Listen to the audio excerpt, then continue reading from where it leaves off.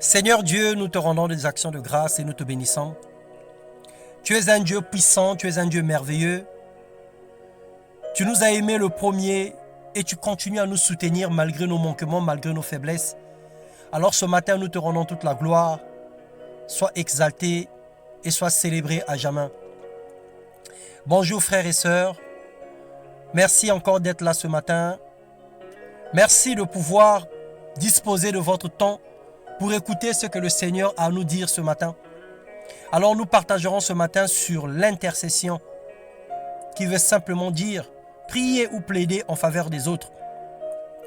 Dans le livre des 1 Thessaloniciens, le chapitre 5, le verset 17, la Bible nous dit prier sans cesse.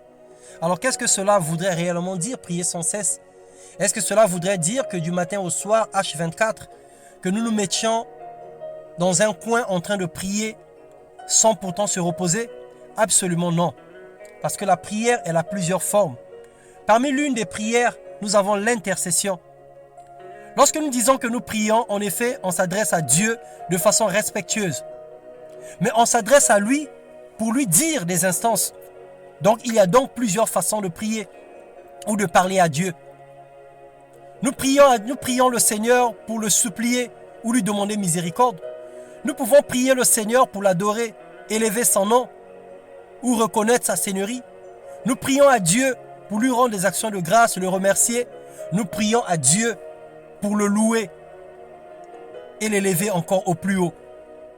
Alors la Bible déclare dans Ézéchiel, le chapitre 22, le verset 30, « Je cherche parmi eux un homme qui élève un mur, qui se tienne à la brèche devant moi en faveur du pays, afin que je ne le détruise pas.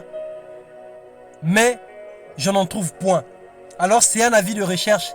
Le Seigneur dit qu'il cherche un homme pour se tenir à la brèche. Le Seigneur est enragé de colère. Il y a des nations qu'il voudrait simplement détruire à cause de l'abomination. Il y a des personnes qui voudraient simplement faire disparaître sur la terre. Mais ces personnes sont là parce que une personne élève un mur pour eux. Une personne élève la voix pour eux.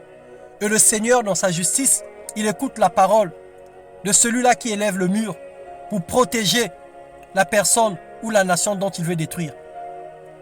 Alors pour intercéder, nous avons besoin des informations. Nous avons besoin du discernement. Nous avons besoin des promesses de Dieu. Et nous avons même besoin de la révélation. Que le Seigneur nous révèle des situations pour pouvoir prier.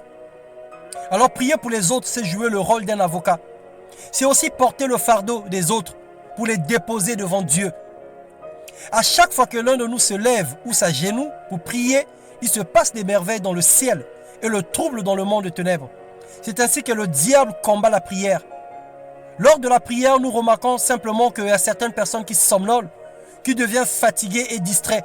Oui, c'est parce qu'il y a la puissance dans la prière. Et surtout encore, lorsque nous prions en faveur des autres, lorsque nous nous oublions, nous mettons de côté nos besoins et nous regardons les intérêts des autres plus que nos intérêts. Alors ce matin, nous prions que le Saint-Esprit communique à chacun une force exceptionnelle dans la prière, qu'il nous qualifie pour être des hommes et des femmes de prière dans le nom puissant de Jésus.